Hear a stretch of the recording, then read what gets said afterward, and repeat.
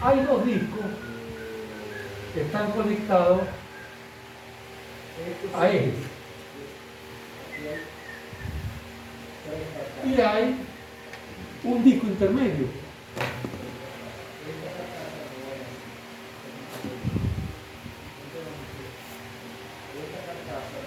Este disco intermedio es un disco flotante, como la lámina.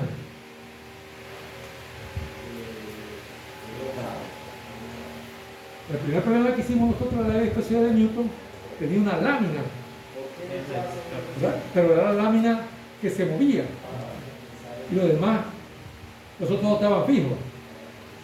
Aquí se mueve todo, porque este de arriba rota a la velocidad angular 1. Este de abajo rota a la velocidad angular 2. Y el disco flotante rota a una velocidad que es justamente la que queremos hallar.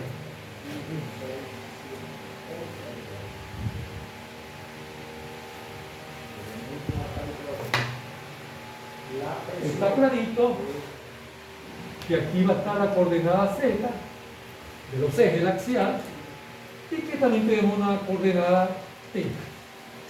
Estamos trabajando en coordenadas cilíndricas axisimétricas. ¿Qué significa axisimétrica? Eso que está dibujado ahí en la pizarra, ustedes lo rotan alrededor del eje Z 180 grados y describe el sólido. Pero No, con respecto al cable. con respecto a cero, sí, ya. 180 grados porque ustedes están viendo ahí como el diámetro. ¿Ok? Hay dos fluidos. O sea, no son iguales los fluidos en general. Tampoco es igual la separación.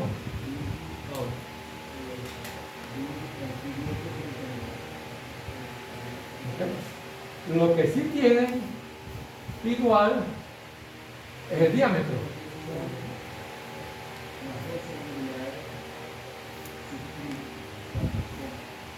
Que es 2 veces el radio por todo. Entonces, aquí hay un disco 1 y aquí hay un disco 2.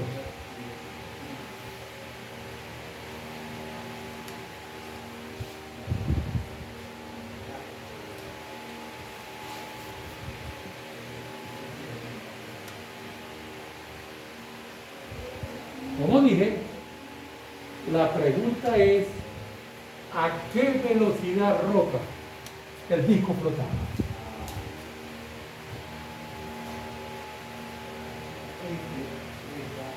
Ok. Bueno, pero un momento. Ya nos cambiaron aquí las cosas. Nos cambiaron las cosas en un primer sentido porque no hay ninguna superficie fija. Todas están moviendo, específicamente rotando. ¿Por qué eso no es problema? Porque dijimos, lo que importa es la diferencia de velocidad. Eso es lo que importa. La diferencia de velocidad. No que una tiene una cierta velocidad y la otra tiene una velocidad y cada uno es importante per se. No, la diferencia entre ellos. ¿Y de dónde sacó eso? Dirán ustedes, profesor.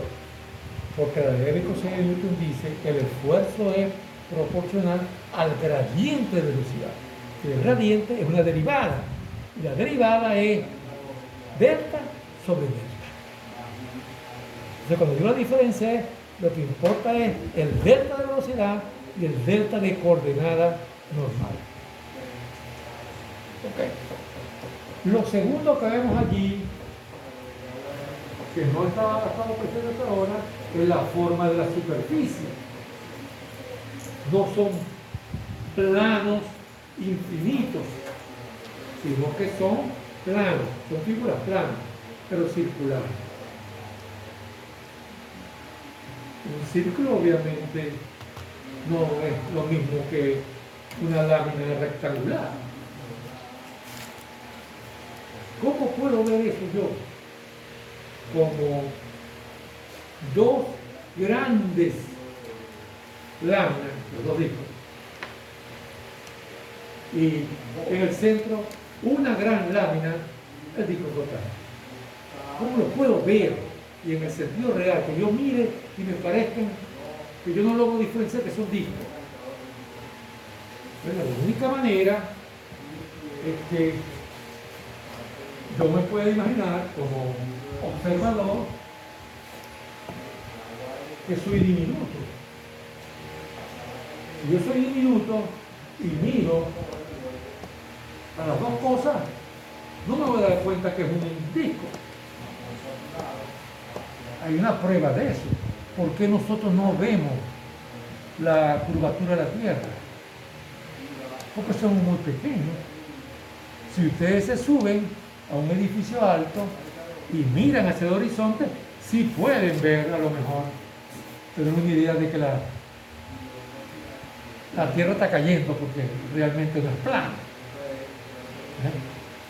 O sea que mientras más pequeños sean H1 y H2 con respecto a R o 2R, más se parecen ante mis ojos como observador esos dos discos a dos planos. ¿Ok? O sea, fíjense lo que estoy haciendo. Yo no más que sé hasta ahora el problemita de la placa plana. Estoy tratando de acomodar eso. Ustedes me dirán, ajá, pero ¿cuán pequeño es? No, esto no es una receta de cocina, la cosa es así. Mientras más pequeños sean H1 y H2 respecto a 2R, mejor van a ser los resultados que yo estoy calculando. Siempre va a ser un error, pero ese error disminuye en la medida que H1 y H2 son más pequeños. ¿Okay? Eso tiene que ver con algo que yo les comenté y que lo voy a repetir, porque no es exactamente esto, pero la idea es la siguiente. Recuerden, si yo tengo una curva y yo comienzo a disminuir el tamaño del arco, yo confundo la curva con la curva. O sea, es algo semejante a eso, pero no es exactamente. Pero lo que quiero decir es que hay muchos casos donde para hacer el modelo uno estira lo que sabe. Yo sé para placas planas. Entonces me pregunto, ¿cómo puedo ver los discos como placas planas? Bueno, tendrán que ser discos inmensos. Pero inmenso, ¿qué significa? Bueno, si yo me imagino que yo puedo meterme en ese espacio y ese espacio es pequeño, esos discos lucen inmensos también. Esa es la idea. Okay. Esas son las dos cosas notorias. Ajá, pero la velocidad, ¿cómo la mido? Si yo, por ejemplo, la pongo aquí así, yo miro una línea como esta, llamo este punto 1, este punto F, este punto 2. ¿Qué es lo que observo yo? Que el punto 1 se está moviendo normal a la pizarra. El punto F toma la pizarra y el punto 2 toma la pizarra. Tres velocidades paralelas. Exactamente. Ese no es el problema de las placas. Las placas yo lo que tengo es esto. Si fueran placas,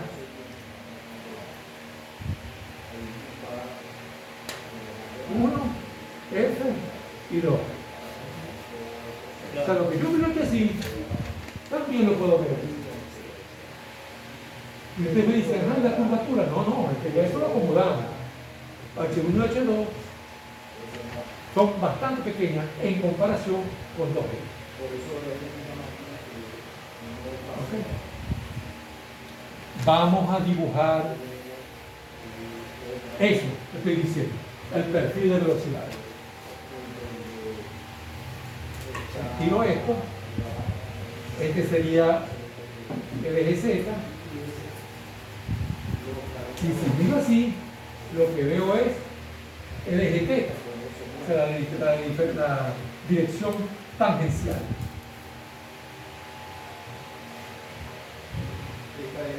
O sea, aquí arriba miro una velocidad que será el radio que está allí por la velocidad 1.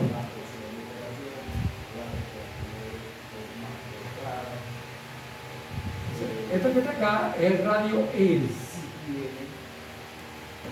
El disco de abajo tiene una velocidad mayor. No lo han dicho, pero voy a suponer que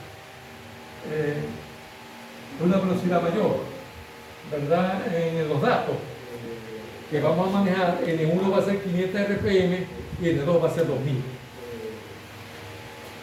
Y el disco flotante, supongo yo, que va a tener una velocidad intermedia, pero los cálculos me dirán.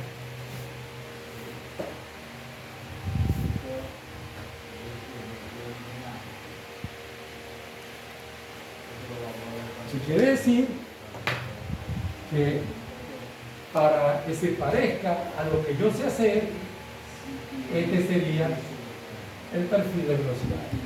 Este es R por la velocidad que estoy buscando, este es R por la viscosidad de abajo. Aquí, en este sentido, yo puedo ver la coordenada circunferencial, pero también puedo ver la velocidad UT, que es la que me interesa. El esfuerzo cortante es el gradiente normal de esa velocidad. ¿Cuál es la normal de esa velocidad? Z. ¿Lo ven? Z es la dirección normal. Pero lo que me interesa es cómo cambia UT por Z.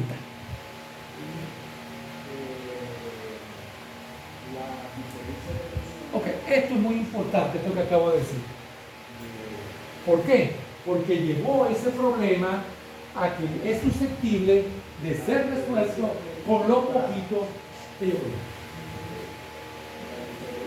Así como está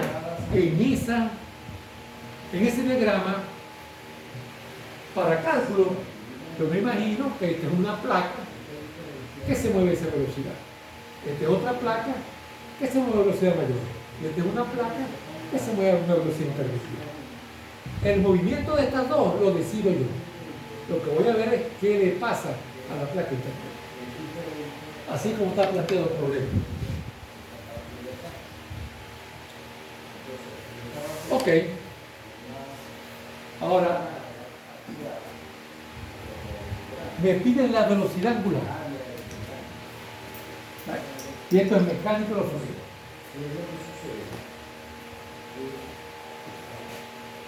Sea alfa la aceleración angular.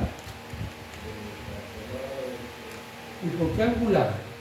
Porque no es la aceleración y ya está. No, porque no está rotando. Yo prefiero hacer un balance de cantidad de movimiento angular. O sea que voy a trabajar con aceleración angular y torques.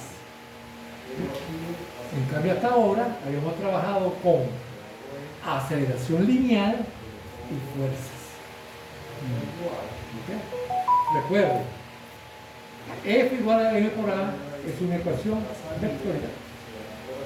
A todo vector ustedes pueden hallar momento, que es R cruz vector. En el caso de fuerza, a ese momento lo llamamos torque. En el caso de cantidad de movimiento lineal, a ese momento lo llamamos cantidad de movimiento angular. Pero eso es una operación. O sea, tomo la segunda ley de Newton y como es vectorial, le puedo aplicar cualquier operación vectorial, como lo es tomar momento. Ok, sea alfa la aceleración angular Entonces, si eso rota a velocidad angular constante, esto es cero. Entonces, la segunda ley de Newton, pero en forma de vectores, me dice que el torque 1 es igual al torque 2. Estoy aplicándole, vamos a poner aquí, segunda ley de Newton sobre la de disco flotante.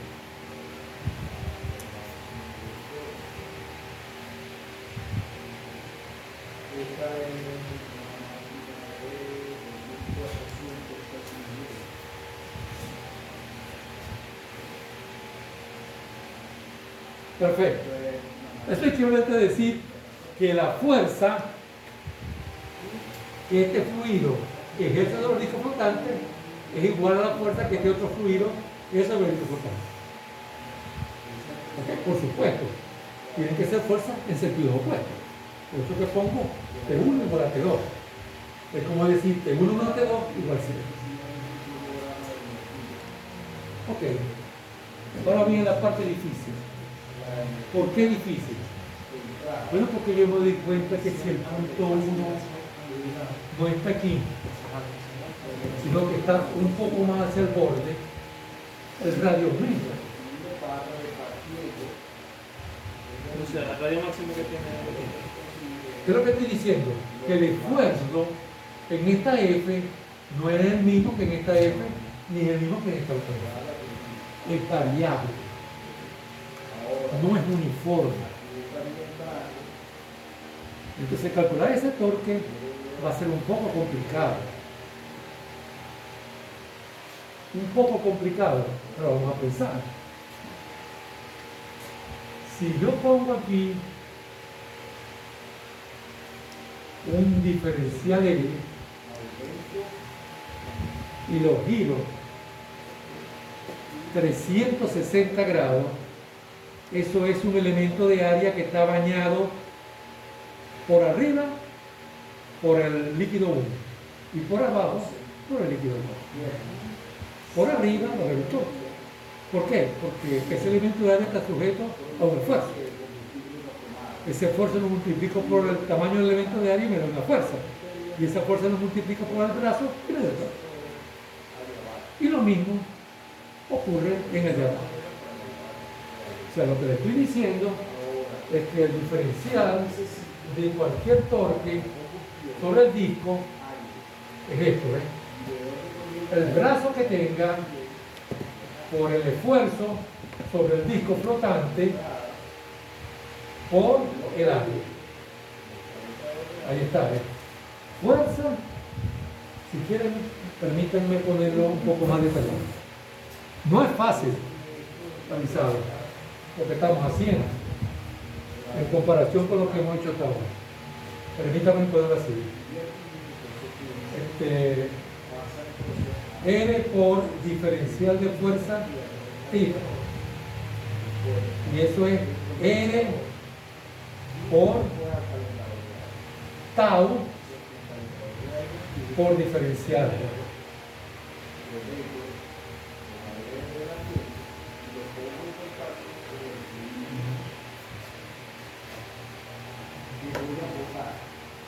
Ah, y el diferencial de área, ¿qué es? Dije que era un anillo.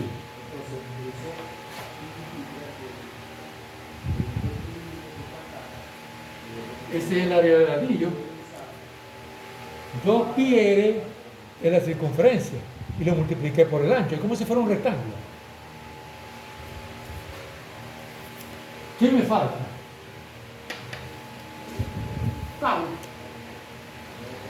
Tau. Miren lo que voy a decir. A menos que me digan lo contrario, es fluido newtoniano. Si es así, ese tau sobre F será igual a mu por de un θ sobre z es valor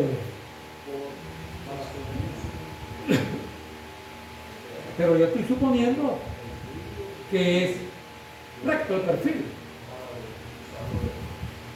Entonces, si considero perfil recto de un teta, como lo dibujé allí, eso me queda mu por delta u teta sobre delta c. ¿Por qué?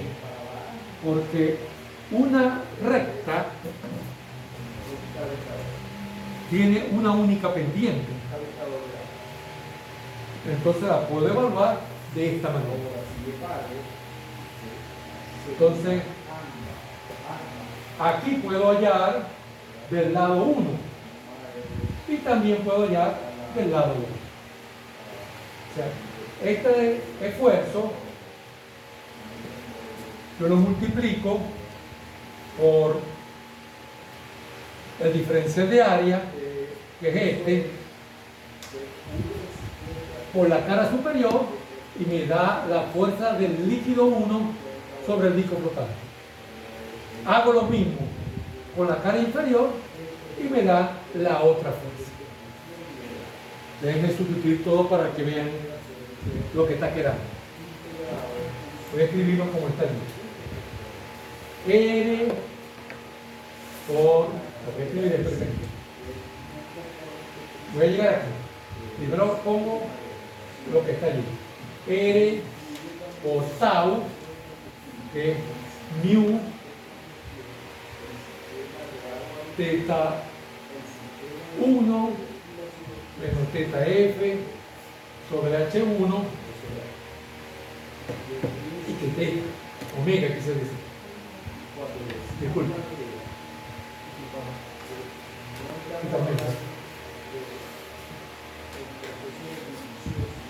Entonces, n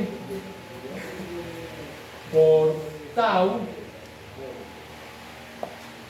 ahí está r, ahí está tau, vamos a ponerlo así, y me falta 2 pies, y va a ser igual a r mu 1 aquí, mu 2 tau f menos omega, quise decir 2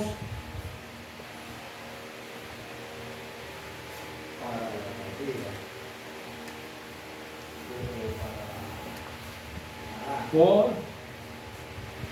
2 pi diferencial.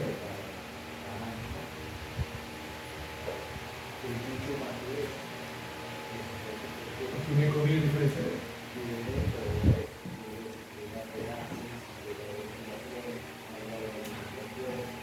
2 pi diferencial.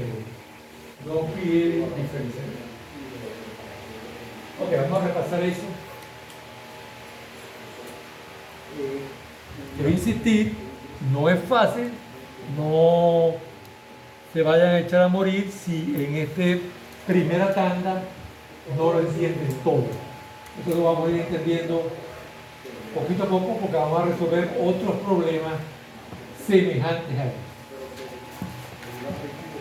Voy otra vez. Mirando todo. Yo quiero ver esto como el flujo entre dos placas móviles cuyo movimiento yo lo controlo, yo decido cuánto va. Y coloco una placa intermedia cuyo movimiento lo van a decidir esas dos placas. Pero no son placas sino discos. Bueno, si yo quiero mirar esto como placas, la única opción es que mientras H1 y H2 sean menor que 2R, eso es más razonable. Fírmame, por favor.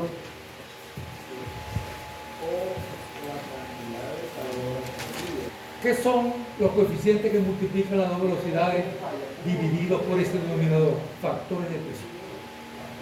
Miren cómo el denominador es la suma de los dos coeficientes. ¿Se dan cuenta? Es como si fuera la velocidad molar de rotación del disco flotante es una parte de la de uno y una parte de la de otro. Por ejemplo, Nos podemos imaginar, vamos a ver si están de acuerdo conmigo, que si el líquido es el mismo y el disco está posicionado en la mera mitad, la de arriba aporta el 50% de la rotación y la de abajo aporta el 50% de la rotación que tiene el disco central. Eso es lo que debería ocurrir. Usted lo puede ver. Si μ sobre h es igual arriba y abajo, entonces usted puede sacar el factor común, ¿verdad? Y abajo queda 2 μ sobre h. Se cancela μ sobre h y ¿qué queda? Omega 1 omega 2 sobre 2. O sea que la velocidad es un promedio. Pero el promedio depende de cuán cerca o alejado está de cada uno de los discos y de qué hay entre cada disco conectado a los ejes y el disco flotante. Esa formulita da para hacer muchas cosas. Ya cuando tenga ese tipo de vaca. Claro. O sea, con ese desarrollo van a ver, miren su problema, su libro y van a ver que ese problema no falla. Lo que hay que buscar que a veces lo disfraza, pero ese no falla. Bueno, por ejemplo, para terminar, por ejemplo, si μ1 es igual a μ2, N1 es 500 RPM, N2, que no da la velocidad en radianes sino en RPM, 2000,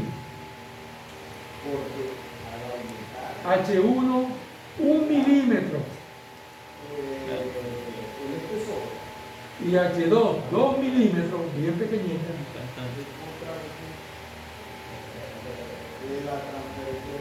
Entonces, el disco flotante va a tener una revoluciones por minuto de 1000 RPM. Ahí son iguales las viscosidades, pero no son iguales las H. Pero por eso no es exactamente el promedio aritmético. Es otro tipo de promedio. No es el aritmético. Bueno, este es un problema ciertamente que hay que sentarse con calmita a mirar, con mucha calma. Profe, la deducción que hicimos cuando las placas están muy pegadas es esta, ¿verdad? El perfil de velocidad, sí. Por eso que lo justificamos. Fíjate que en esta cifra es 1 milímetro y 2 milímetros. En la ecuación, como pueden ver, el tamaño de los discos para este problema no juega ningún papel. Pero si ustedes quieren cuantificar lo que vale el torque que cada lado ejerce sobre el disco, si necesita el tamaño. Porque este término, que lo cancelé, vale R4 sobre 4. R es la cantidad más importante porque está elevado a la 4. Fíjense ustedes, si utilizamos un miembro de esa ecuación para calcular el torque que ese fluido ejerce sobre una de las caras del disco flotante y suponemos que la viscosidad aumenta un 10% y todo lo demás permanece igualito, el torque aumenta 10%. Pero si lo que aumenta 10% es el radio, háganme el favor, alguien calcula 1.1 a la 4. 1.1. Sí, 1.1 a la 4.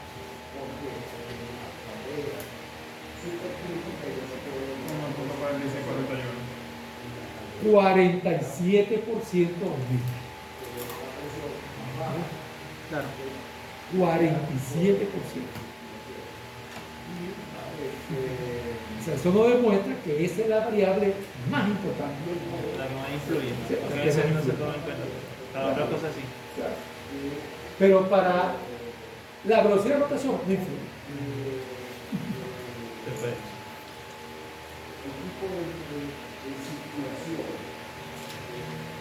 Bueno, el asunto es cómo Newton se dio cuenta de ley de la discusión de Newton. No me canso de repetir, no hay foto de Newton. Eso nos dice que fue hace mucho tiempo. El cálculo diferencial apenas se estaba estableciendo. O sea, ¿cómo funcionaba su cerebro? Que él consiguió una conexión entre velocidad y fuerza y se imaginó que tenía que haber una propiedad.